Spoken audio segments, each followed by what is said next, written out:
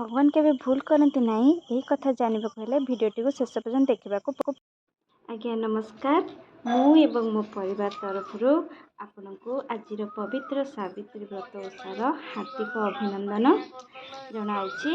मोर झीर खुशी रखा जाई आज आम समय पाई एक छोट भिडटे करने को छोट प्रयासटे करिछि। यह आपन केते भल लगे मु जानी किंतु मो पाई यह एक कठिन काम। तथापि जहाँ भी कष्ट हो आम यहाँ को एक सुंदर करने को चेष्टा करिछु। प्रथमे आम पूजा शेष करी भूलीगली आपण को आउ गोटे कथा कहवाई जे आज ग्रहराज शनि ठाकुर जन्मदिन पाखरे थिबा राचीपुर शनि मंदिर को जीवाई आम आज प्रोग्राम करिछु। वर्तमान सानिध्या राउत आमर पेंटिंग होउचंदी देखो कैसे लिपस्टिक मार्चंदी धन टे मारल देखी देखी देखी देखी देखी हाँ पूरा अलग प्रकार पूरा सज होती पूरा आखिरे मार्चने लिपस्टिक मुहरे ओठरे स्टॉप अनेला टे आखि बुझला देखु आमर सागु सब कदली हरिका सब खुआई सेपटे आमर रंग पिंधुचंदी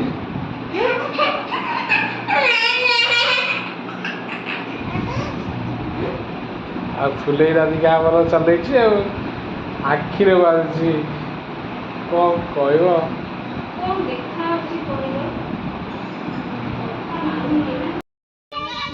बर्तमान आम आसी राचीपुर शनि मंदिर आसलु टे से बुलाबुली सारिकी बाटे फेरला बेले ये गोटे बट वृक्ष देखिलु तो ये किसी महात्म्य रोचे भाभी आम ये विश्राम टे नौचु।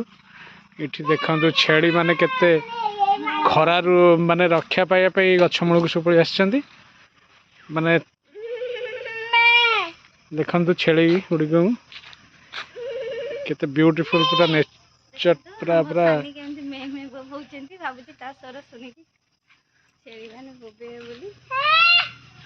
देखो ये ठाकुर गादी थिला किंतु हुंका माड़ी जाइए पूरा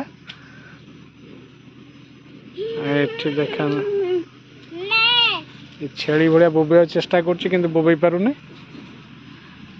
देखो छेड़ी माने केते माने युद्ध कर अजा युद्ध देखु अजा युद्ध कर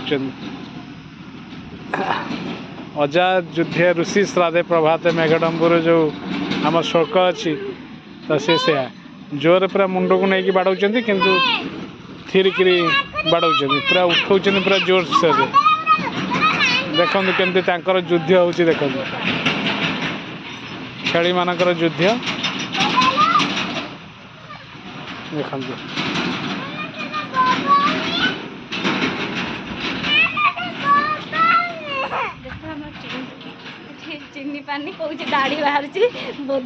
देखो छेली की चिन्ह पारुनी कौन छेली जो बोदा दाढ़ी बाहर कौन कौन यहाँ बाहर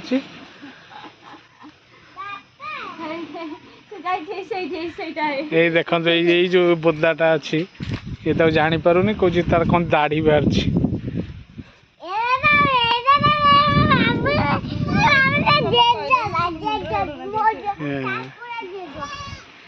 देखो फिर बड़ छेली दी जन युद्ध करमती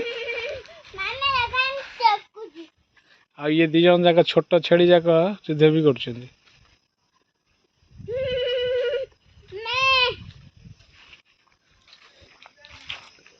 देखु केमती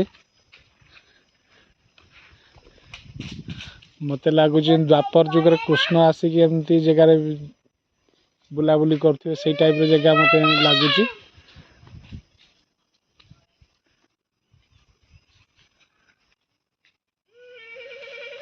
बहुत बढ़िया जगह राचीपुर मंदिर को आसला बेले यही बाटर पड़ो ये जगह एठी नुआ मंदिर गोटे भी काम हो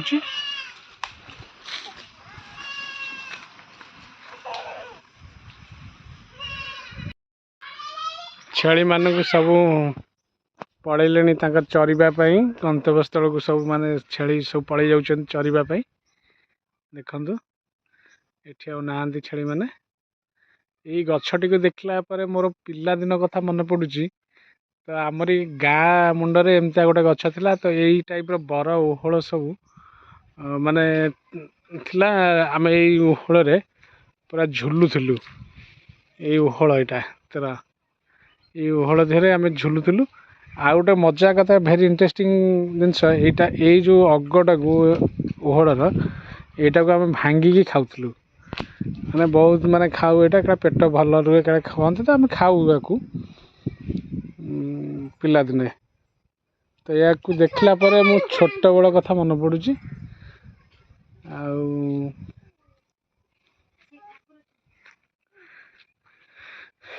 ତ ଆମେ ଆସିଥିଲୁ ଏଠିକି ବୁଲିବା ପାଇଁ।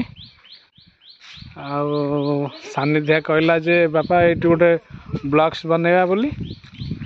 ଆଉ ବାଧ୍ୟ ହେଇକି ମୁଁ କହିଲି ହଉ ଯିବା ଏଇଠି ବନେଇବା। ଆଉ ବନେଇଲୁ ଟିକେ, କ'ଣ ହେଇଥିବ ଆପଣମାନେ ଜାଣିବେ। ଆଉ ଆମେ ଖୁସି ହେଇକି ପଳେଇ ଆସିଛୁ। ଏଠି ଗୋଟେ କଲୁ, ଏଠି ମା ଝିଅ 2 ଜଣ ଝୁଲିବା ପାଇଁ ଇଏ କରୁଛନ୍ତି।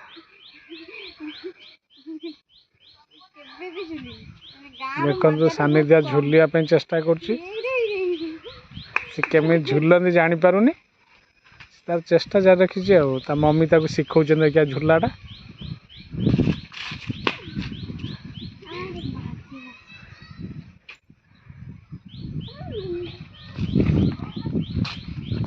ଆସିଗଲେ ଫେର ଆଉ ଗୋଟେ ଧରି ଝୁଲ।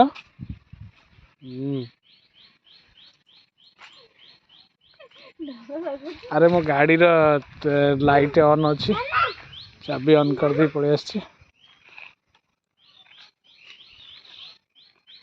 ପିଲାଦିନ ଗପ ଗୋଟେ ମନେ ପଡ଼ୁଛି ମୋର। ସେଇଟା ତମେ ଶୁଣିଛ କି ନାହିଁ ମୁଁ ଜାଣିନି, କିନ୍ତୁ ମୋର ଆଜି ମନେ ପଡ଼ୁଛି ସେଇ ଗପ। ଜଣେ ଗୁରୁ ଶିଷ୍ୟ କଥା ହେଉଛନ୍ତି। ତ ସିଏ କହିବା କଥା ଯେ ମାନେ ଠାକୁର ଯାହା କରୁଛନ୍ତି ସବୁ ଭୁଲ କରୁଛନ୍ତି। ତ ତା ଚିନ୍ତାଧାରା ଅନୁସାରେ ଭୁଲ କରୁଛନ୍ତି। ଏଇ ସେନ୍ସରେ ସେ ଭାବିଲା କି ଗୋଟେ ଲୋକର 5ଟା ପିଲା ଦରକାର ନାହିଁ, କିନ୍ତୁ ତାର 5ଟା ପିଲା ଅଛି। ଗୋଟେ ଲୋକର ରୋଜଗାର ନାହିଁ, ତାକୁ 5ଟା ପିଲା ଦେଇଛନ୍ତି, କାହାକୁ ଗୋଟେ ପିଲା ଦେଇଛନ୍ତି। ତ ଏଇ ଟାଇପ୍ର ତା ଚିନ୍ତାଧାରା ଯେ ଭଗବାନ ସବୁ ଭୁଲ କରୁଛନ୍ତି। ମାନେ ଯାହାକୁ ଯାହା ଦରକାର ଭଗବାନ ତାହା ତାକୁ ଦଉନାହାନ୍ତି, କରୁନାହାନ୍ତି। ସେ ସେଇ ଟାଇପ୍ର କରୁଛନ୍ତି। ଆଚ୍ଛା ସେ ଆଚ୍ଛା। ଭାବିଲା ପରେ ସିଏ ତାଙ୍କ ଗୁରୁଙ୍କୁ ଏଇ କଥା କହିଲେ ଦେଖ ବର ଗଛଟା ଅଛି, କେତେ ବଡ଼ ବର ଗଛ, ଦେଖ ତା ଫଳ କେଡ଼ିକି କେଡ଼ିକି ଦେଇଛନ୍ତି। ଏଇଟା ଗୋଟେ ନାଉ ଗଛ ମାଡ଼ିଛି, ଏ ତ ତାର ତାକୁ କେତେ କେତେ ବଡ଼ ଫଳ ଦେଇଛନ୍ତି। କଖାରୁ ଗଛ ତା କେଡ଼େ କେଡ଼େ ଫଳ ଦେଇଛନ୍ତି। ନଟା ବୃକ୍ଷଟା ତାକୁ ଏତେ ଏତେ ବଡ଼ ଫଳ ଦେଇଛନ୍ତି। କିନ୍ତୁ ଦେଖ ବର ଗଛ ହଉ କି ଓସ୍ତ ଗଛ ହଉ, ତ କେତେ ବିରାଟ ବଡ଼ ବଡ଼ ବୃକ୍ଷ, କିନ୍ତୁ ତାକୁ ଦେଇଛନ୍ତି ଛୋଟ ଛୋଟ। ତ ଏଇଆ ତାଙ୍କ ଗୁରୁକୁ କହିଲେ ନା ଏଇ ଲୋକକୁ ଏବେ କିଛି ନୁହଁ, ତାକୁ ଠିକ୍ ସମୟରେ ତାକୁ ଜବାବ ଦେବାକୁ ପଡ଼ିବ। ତ ଏହା ଚିନ୍ତା କରି ଗୁରୁଙ୍କ ମନରେ ଏ କଥା ଥାଏ। ମାନେ ଏମିତି କିଛି ଦିନ ବିତିଗଲା। ତ ଏମିତି ଗୁରୁ ଶିଷ୍ୟ ଯାଉଛନ୍ତି ତାଙ୍କର କୁଆଡ଼େ ଗନ୍ତବ୍ୟସ୍ଥଳ। ବାଟରେ ଗଲା ପରେ ସେ ଗୋଟେ ଜୋର ଗ୍ରୀଷ୍ମ ଦିନ ଖରା ହେଇଥାଏ। ତ ସେ ଆସିକି ଗୋଟେ ବୃକ୍ଷ ମୂଳେ ଆସିକି ରହିଲେ, ବିଶ୍ରାମ ନେଉଛନ୍ତି। ତ ସେଇ ସମୟ କାଳ ଭିତରେ ତ ସମସ୍ତେ ଶୋଇଛନ୍ତି। ସେଇ ସମୟରେ ଉପରୁ ଗୋଟେ ବର ଫଳଟେ ପଡ଼ିଲା, ସେ ଶିଷ୍ୟ ଉପରେ ପଡ଼ିଲା। ସେ ଶିଷ୍ୟ ଉପରେ ପଡ଼ିଲା ଯେତେବେଳେ ଶିଷ୍ୟ ଉଠିଗଲା, କହିଲା ବରଫଟା ପଡ଼ିଲା ଏବେ, ଆଉ ଏମିତି କରି କାଢ଼ି ପଡ଼ିଲା।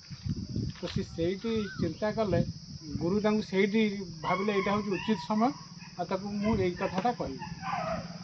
ତ କହିଲେ ଯଦି ବରଫଳ ତମ ଚିନ୍ତାଧାରା ଅନୁସାରେ ଯେ ବରଫଳଟା ଯଦି ନାଉ ସଦୃଶ ହେଇଥାନ୍ତା, ତ ଯଦି ସେ ଗଛରୁ ପଡ଼ିଥାନ୍ତା ନାଉଟା, ତାହେଲେ ତମ ଅବସ୍ଥାଟା କ'ଣ ହେଇଥାନ୍ତା? ଲୋକ ତ ଆସି ବିଶ୍ରାମ ନେଉଛନ୍ତି, ଯଦି ପଡ଼ିଥାନ୍ତା କ'ଣ ହେଇଥାନ୍ତା?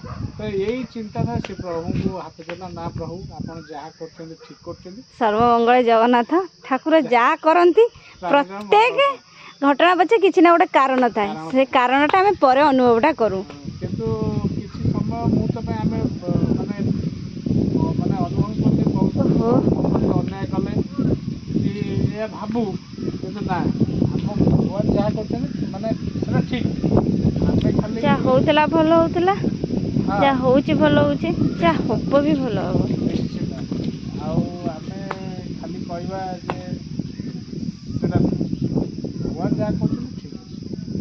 ତ ମୁଁ ସେଇ କଥା ମନେ ପଡ଼ିବାରୁ ଏଇଟା କହିଲେ ଆପଣଙ୍କୁ ଆପଣଙ୍କ ସହିତ ସେୟାର କଲେ ଆଉ ସେୟାର କରିଦେଲେ।